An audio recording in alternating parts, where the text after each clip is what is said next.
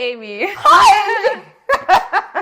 We had to start it loud. I know we had to. Both of us in the same room, and I feel like there's going to be so much energy in this conversation today, and I'm very excited about it. I'm so excited to be doing this. I'm so happy you asked me. Well, I want to tell you a little bit about the PR Chronicles, Ashin, just an overview for those that also have been watching the first episode. And also when I told you about the PR Chronicles, I feel you said yes, not knowing what the hell it is. I said yes because Angie asked. So I was like, Angie asked, I'll say yes. Well, let's do this, but let's actually see why we're doing this. And then this morning, I'm like, wait, what are we doing?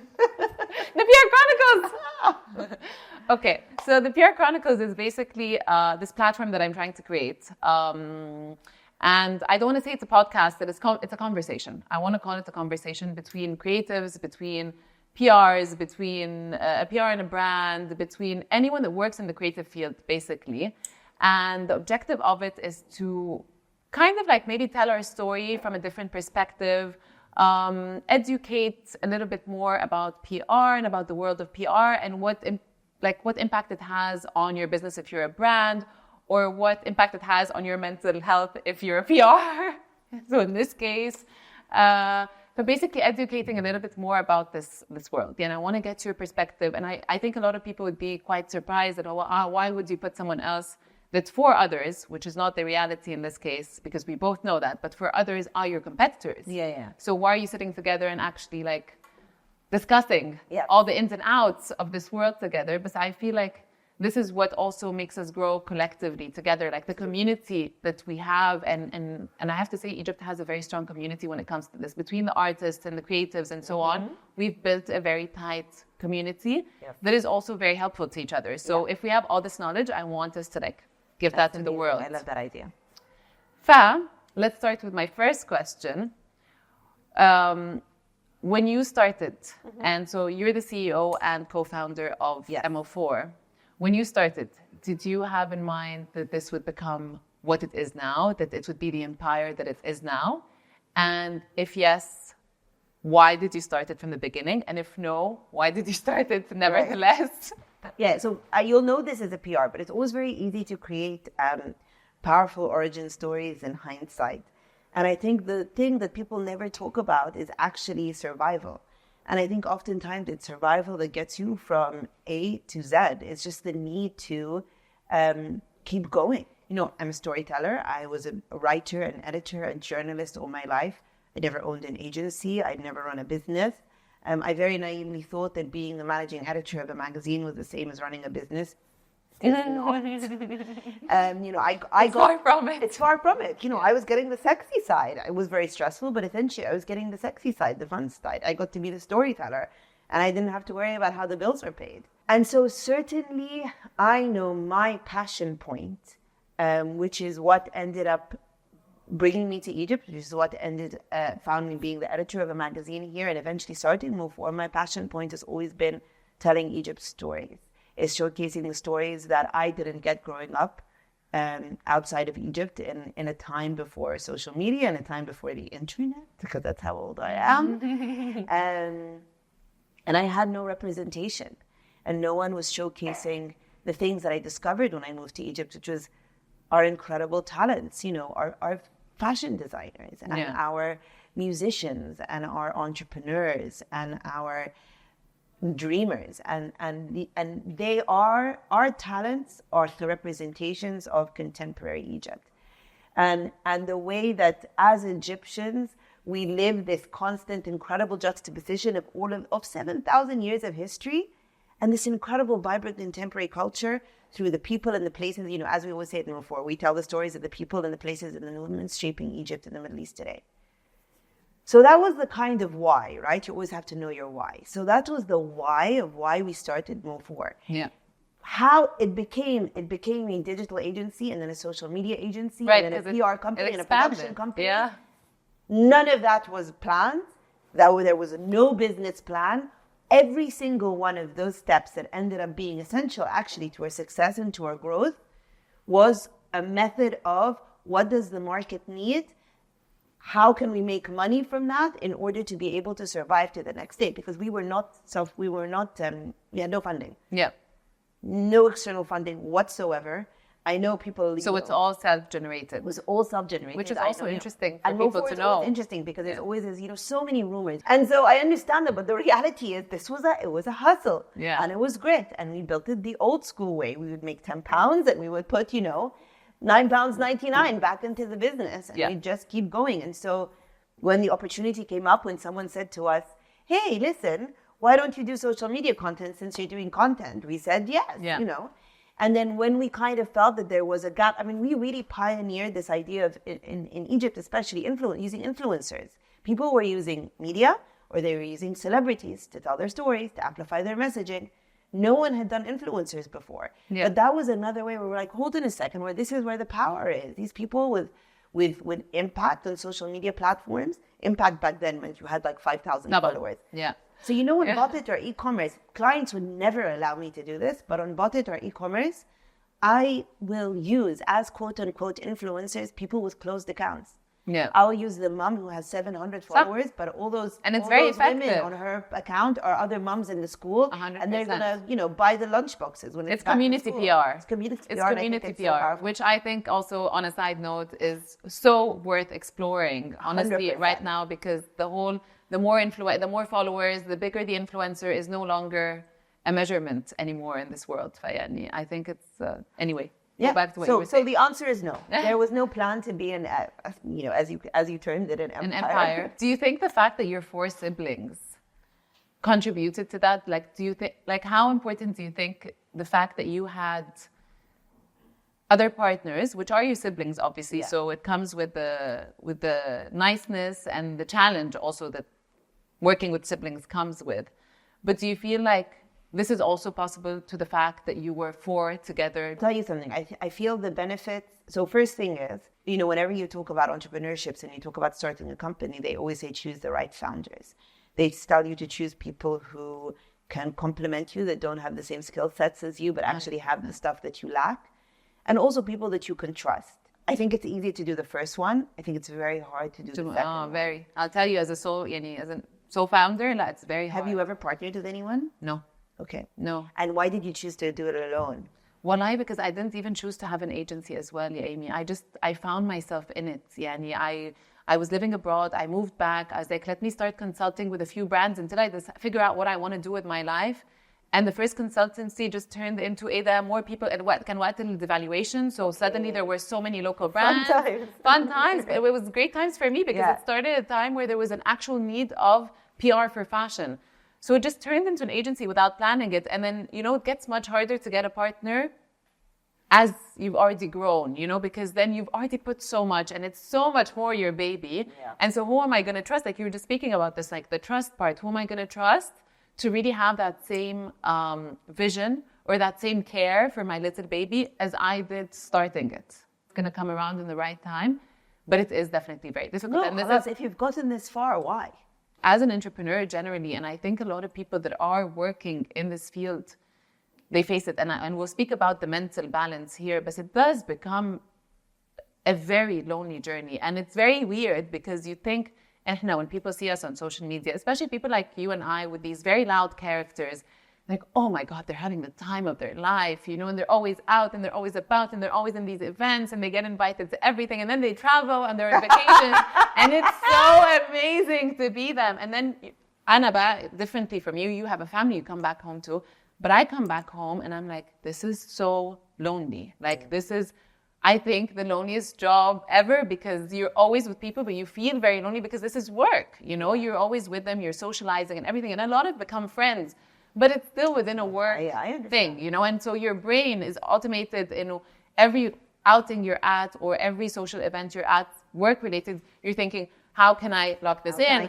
How can I connect the dots? Like, it's work. So you come back home or you come back from a big win and yes, maybe I've come this far and it's been good without a partner, but I think it would be nice to have some company. And this is why I'm asking you, I find it hard to do at this stage. I think you'd find it hard. And I don't think it's necessary because I think, I don't think I could have, I know for a fact I could never have partnered with anyone who isn't family.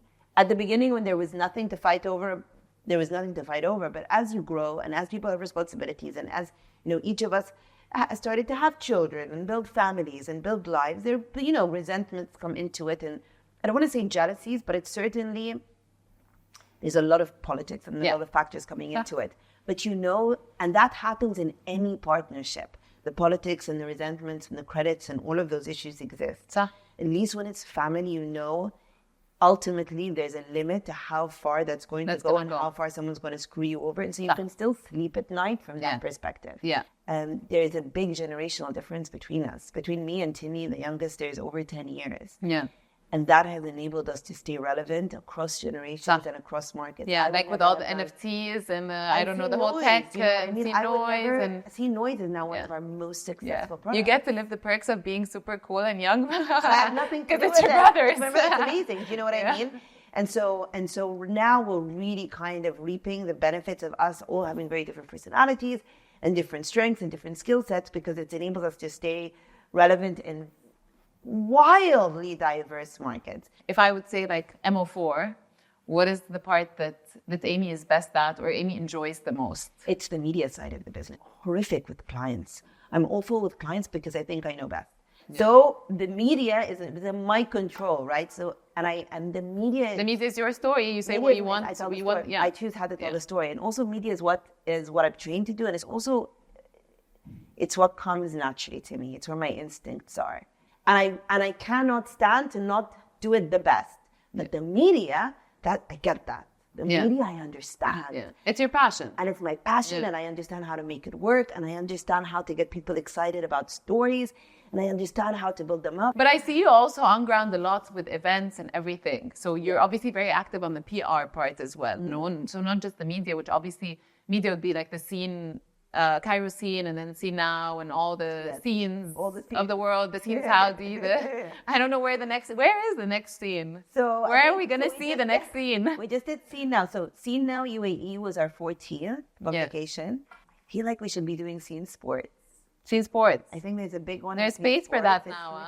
There is space for that. You know what? Actually, because I was Saudi. And also in the Middle East generally, because you don't have modern media that speaks about sports. Yeah. It's very traditional TV. So true. Right? So true. And I was thinking about this because we had a meeting actually recently with one of the big sports players, as in groups, sport, مش single player. And we were talking about media and PR, etc. And when I was thinking about the shows, like everything that came to my mind was like what I would see my dad watching in the living room, right? They're very specialized, but not for like a normal person. Like in a sense that I want to know something تقطيش كده on the top, what's going on in the sports world. Yeah. You're speaking about how the media part is growing and like how now you have endless numbers of media.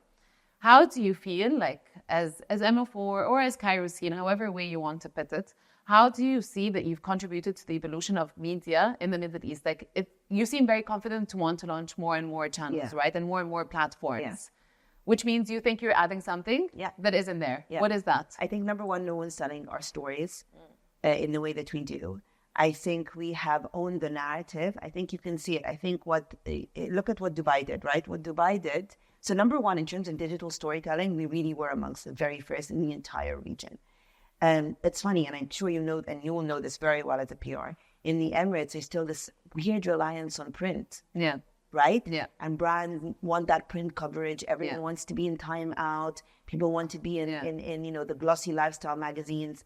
The PR companies are still doing that traditional cycle of, pumping out those press releases a month beforehand in order not to miss the print. And I understand that that's also a great, it's a different reason, it's a different why, right? That's a much more business-oriented reason for creating media, get the likes, get the numbers, figure out ways to passively monetize through those numbers. So if you ask me how I feel we've impacted, I think we are a singular case study across the Middle East that shows the power of owning your narratives as Egyptians, as Arabs, and the impact of that.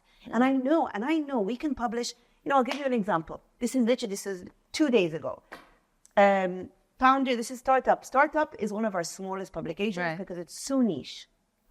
And it's very technical, and it's about fundraising, and it's just very kidda. So there's a girl called Georgina. I know her. You know Georgina? Yeah. So Georgina messages me in the morning. She goes, TechCrunch. startup scene, Yeah. TechCrunch, are both running with the story at the same time. And then she messages me the next day. She goes, all of my feedback Is on kerosene. came from startup scene. Yeah. Right? So startup scene. Yeah. From like the local. Why is that? Because understanding how, number one, understanding how to hack the digital game, but doing it through original storytelling. I'm not, reposting a bunch of, videos from TikTok. Someone who's gone out and still crafted a story around what Georgina is doing and packaged it and done a beautiful visual and thought about a headline. Right. You own your narrative to the people who care about that narrative. And then it goes out and then it becomes this kind of snowball effect. And then the person who reads TechCrunch in fucking Missouri has just read Startup Scene because X has shared it with X and X. And now they know the story about Georgina, but they were never going to fucking find it on TechCrunch. Yeah. Like, I feel every time I go on your platforms, I feel there's hope for Egypt. Like yesterday when I saw the railway thing, and I'm like, there's hope. Right? Like the Orient Express. Yeah, I feel like you always put it in a way where there's so much happening in Egypt at the moment, but you just kind of like polish it for the world and you're like, it's amazing. And you go on any but it single is, day because it really feed. is. You go on that feed on any single day. And there's so much happening. And I'm not making this up. I didn't make it up that a train is coming. Yeah. And on the thing after, I didn't make it up that this person is an incredible interior designer and has made a beautiful house. But it matters to us to tell the stories. And so people see it and you own your narrative. It is the greatest form of soft power in a country, I believe. And I think it's so important that you're speaking about narrative, right? Because from my perspective as a PR, narrative is crucial. Like, whatever type of brand you are, like you can be the smallest brand in the world, but if you have a good narrative and you have good storytelling, 100%. you can become the biggest global brand, 100%. right? So how important is telling your own personal story? And this is what I say to a lot of brands that we work with, or designers or creatives or whatever it is. It's like, own it. Own your own narrative. And this is what you're saying is the success of your platforms, but this is what also applies to the smaller creatives and the smaller brands. If they own their narrative, and if they diversify their narrative and it comes from them, the way that they see things, because there's so, like if we look in fashion, there are so many fashion brands right now, right? There's so many, like in Egypt alone, we have around 3,000, if not more. Wow, I know. It's not even like, I'm not telling you the latest update. And a lot of it happened in 2016. So 2016 was around 1,000 increase. Okay. Yeah. And then over the past few years, that was when the devaluation happened. So imagine in a year, around 1,000 brands existed. And then over the past few years, obviously it's increased. So then you have obviously the smaller brands, the ones that are doing hobbies from home, the ones that are just on like Facebook, the ones that are just selling to their friends. And then you have the actual established brands. But like, it's a very, very, very competitive market. You said something that is crucial. And I think they apply very well on both scenarios. If you tell your story, and if you own the narrative, you can compete towards the other 100 media outlets, but also towards the other 100 other brands that are doing probably the same thing, but it's just your story that is different. Is actually very important. And there's something that you always say that I relate to, even though I wasn't an editor, right? I mean, eventually this is something that I think all PRs were naturally good writers. Yes. I mean, we have to be. The best PRs, after the best PRs are oftentimes they move over from media from the other side. That's true. Or like you can find yourself, okay, I really like the PR life, but it's too crazy for me. I just want to go into the writing part. I'll join a media company. We never use the word PR. Why? Because I, and for the reason that you just said, because I think it's about storytelling. Yeah. And I think if you lead with this idea of storytelling, I think it always breaks down the idea of what that job really is to people. Yes. What's your story and how do we tell it and how do we get the right people to hear it? What's your story? Type. I'll ask you about this woman to woman. Okay. Woman to woman. Okay? Mm-hmm. You need to always be on top of things. And especially as an agency owner, your role is to be ahead of these trends. And so you have the part, obviously, where your siblings come in and they have like their parts where they're good at. But it's still very, very, very fast-paced. Yeah. And channels and strategies need to be constantly pivoted and changed and adapted. And the trends are changing and all of that. And I believe that it has a little bit of effect on our life balance. Oh, how do you manage it? Because you're a mother, you're a CEO. So I will say this, and I just think it's always really important to say this because I'm always just I'm super reluctant to let people for people not to have misperceptions around. But I want it to be real because I don't want to. And toxic positivity is something that I want to get rid of. So this motherhood thing is, it's really important for me to say this always because, as a caveat, because I don't. It terrifies me that people kind of look, especially like you said, we're very vocal on social media and we're seen, and somehow feel bad if they feel like they can't or are not doing enough. I am in this incredibly, and I understand, especially in the Middle East, what a privilege that is that my husband is the primary caregiver. No, I mean, I don't mean that in some quirky, cool way. He knows, you know what I mean, that it's pajama day at school. He's organizing the play dates. He's the one they go to. If they're not with their dad, they're going downstairs to their grandma. If they're not with their grandma, they're annoying their grandpa. Most kids who have a quote-unquote full-time mom, which FYI is the fucking hardest job in the world. Yeah, I could not do it. I think it should be a paid fucking job. Moms should be moms and teachers should be the highest paid women in the world. When they have a mom who is at home with them and fully focused on them, their dad isn't, right?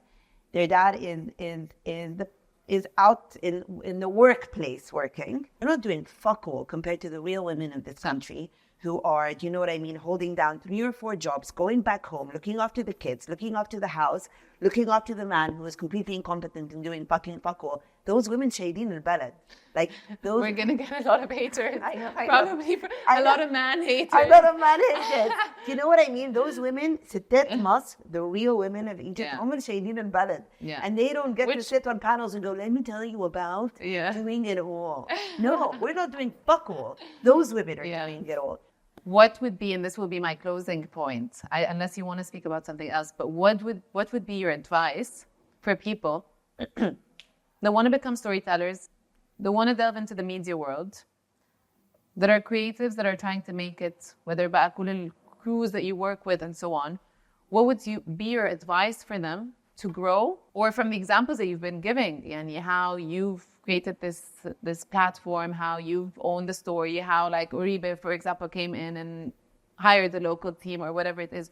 What's your advice for others that are doing the same path that we're doing, but they're just 10, 15, 20 years behind? You know what? It's the same.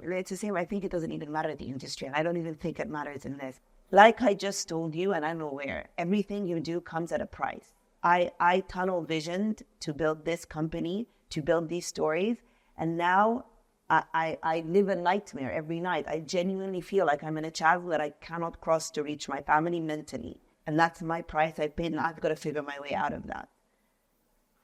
But the reality is, Inji, and anyone can tell you otherwise, you've got to decide what it is you want. You have to understand that if you want this or this, you pay the price.